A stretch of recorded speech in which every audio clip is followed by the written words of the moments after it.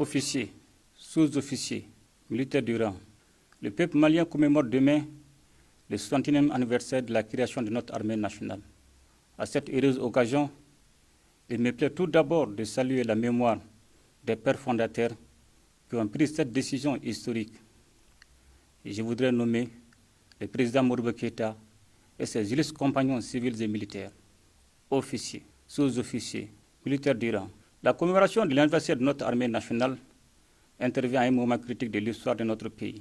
En effet, depuis une dizaine d'années, nous faisons face à une guerre qui nous a été imposée par des groupes terroristes ayant décidé de semer la désolation dans nos contrées, empêchant nos paisibles citoyens de vaquer librement à leur activité. Cette année, le contexte a pris un caractère particulier en raison des récents événements dans l'espace de la sous-région ouest africaine. Contrairement à l'objectif recherché par certains à travers ces événements, les Maliens ont su se surpasser dans un vaste élan de communion autour de ce que nous avons de plus cher, notre patrie. En tout état de cause, l'armée est entièrement solidaire du peuple malien dont elle est partie intégrante. De sa création à nos jours, elle a été de tous les combats que notre peuple a menés pour son épanouissement et son développement économique et social. Elle est et demeure une composante stratégique fondamentale de l'État et de la nation. Voilà pourquoi la célébration de la fête du 20 janvier représente à mes yeux un moment de méditation sur le parcours glorieux de notre vaillante armée, dont la bravoure, l'engagement et la solidarité dans l'épreuve doivent servir de repère pour les citoyens. Loin de leur foyer sur des terrains parfois hostiles face à des adversaires qui ne reculent devant aucune atrocité et qui ne respectent aucune règle ou norme d'une guerre conventionnelle. Nos forces armées se battent au quotidien avec une foi, une ardeur, un courage et un dévouement qui force l'admiration et impose le respect de tous. Officiers, sous-officiers, militaires du rang. Les assises nationales de la refondation qui viennent de prendre fin il y a quelques semaines ont été le baromètre de l'engagement du peuple malien à prendre son destin en main. Elles ont démontré que le peuple malien avait un grand souci de sa défense et de son armée, qui ont été un sujet majeur de discussion. En effet, l'armée républicaine du Mali est actuellement engagée sur plusieurs fronts, qu'il s'agisse de la défense de l'intégrité du territoire, de la protection des personnes et de leurs biens, ou de la participation aux actions de développement du pays. L'armée a toujours répondu à l'appel de la mère patrie. D'où la nécessité de renforcer sans relâche ses capacités opérationnelles et d'améliorer les conditions de vie des soldats qui ont décidé de défendre le pays au prix de leur vie. C'est dans cette optique que le gouvernement de la transition, malgré la situation économique difficile du moment, est en train de consentir de gros efforts pour hisser notre armée à la hauteur de nos ambitions. Officiers, sous-officiers militaires du rang.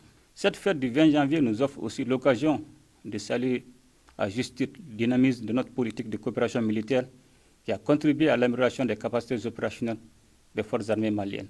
Je citerai ici l'obtention de plusieurs bourses de formation au profit de nos forces, les appuis importants en termes d'acquisition d'équipements, de construction et de rénovation d'infrastructures militaires.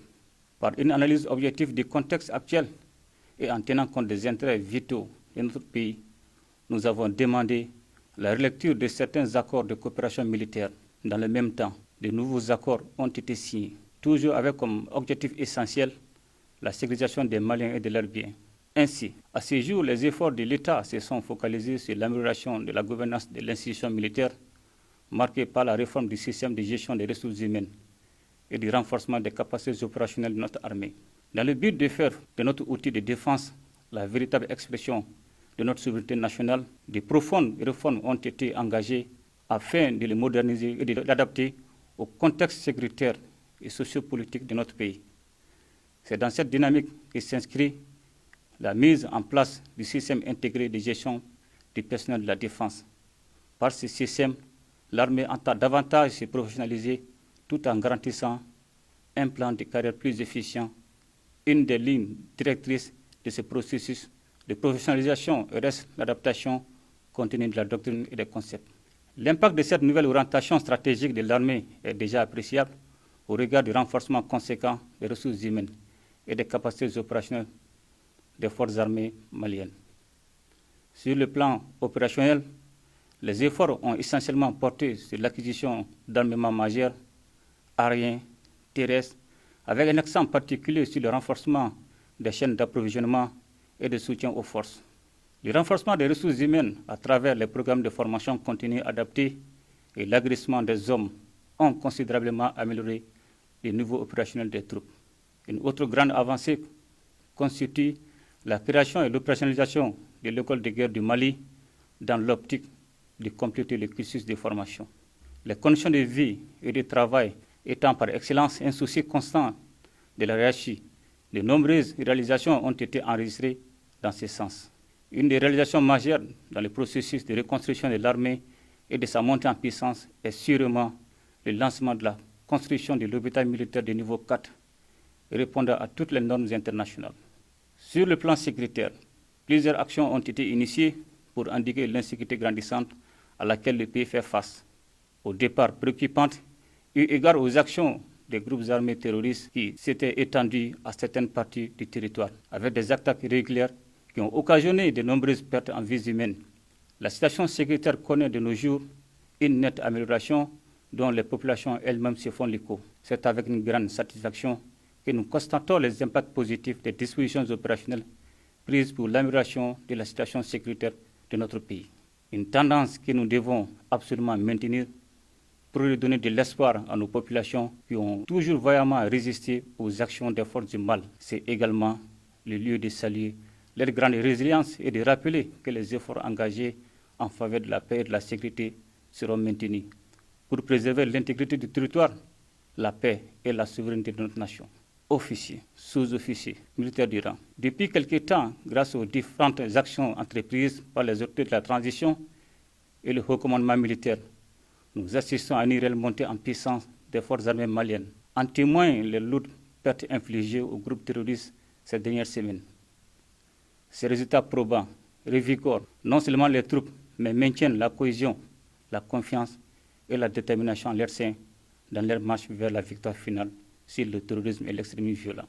Officiers, sous-officiers, militaires de rang. En ce moment précis, des soldats de l'armée malienne se battent avec détermination et abnégation sur les différents fronts ouverts par les ennemis. Au nom de la nation reconnaissante, nous nous inclinons devant la mémoire de ceux qui sont tombés sur le champ d'honneur, civils et militaires, du Mali comme d'ailleurs. Soyez rassurés que le peuple malien n'oubliera jamais leur sacrifice.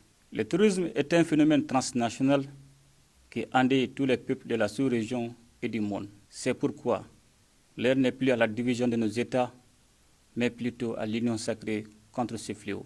Au Mali, nous sommes convaincus que dans le respect de nos souverainetés étatiques respectives, nous devons développer des cadres de solidarité nous permettant de satisfaire les besoins de nos populations dans les domaines de la défense et du développement socio-économique. Je ne saurais terminer mon propos sans vous adresser mes félicitations et encouragements pour les victoires présentes et futures. C'est sur cette note d'espoir que je vous souhaite à toutes et à tous une très bonne fête de l'armée dans un Mali uni, prospère et pacifié.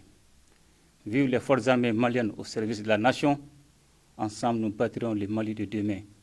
Qu'Allah bénisse le Mali et protège les Maliens.